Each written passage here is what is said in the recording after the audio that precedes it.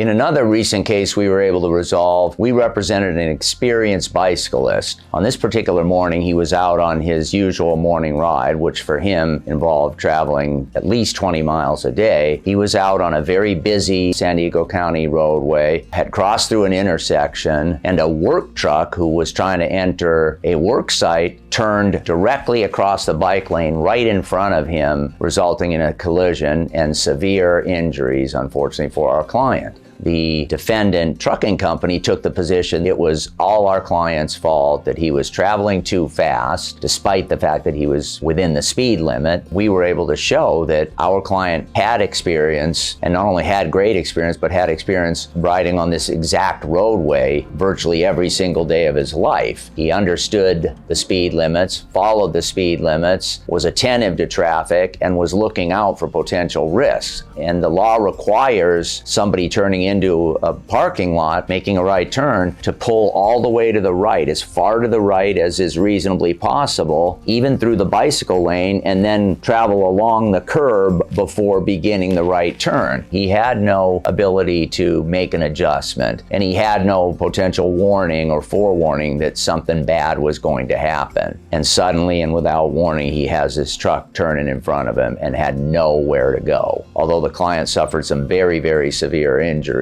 to his neck, to his back, to his head, to his arm, he's been able to make a great recovery and is back to trying to enjoy life as best he can. Huge challenges were faced by us throughout the course of this case, and that's because they were saying, well, why didn't our client slow down? Why didn't he make an adjustment? Why didn't he anticipate that this truck driver was going to break the law and turn directly in front of him? We were able to successfully turn those things around by saying, wait, our client was in the bicycle lane, was riding his bike under the speed limit, was paying attention to make sure people weren't gonna come out of parking lots and driveways directly in front of him, and doing everything that he was supposed to do to safely ride his bicycle. And after taking the deposition of the truck driver and being able to prove that he had made several severe, critical, and fundamental errors in the operation of his truck, the defense understood it and were more than willing to settle the case at that point. The first thing we did was we went out to the site and we carefully documented it with video, still photographs, drone photography, and we studied the traffic patterns, what other people were normally doing out there, and we hired a very, very good expert, one that we use to reconstruct our crashes often because he's the best in the business. And what he was able to uncover is the fact that just because our client was in a bicycle lane doesn't mean that that isn't a separate lane of travel.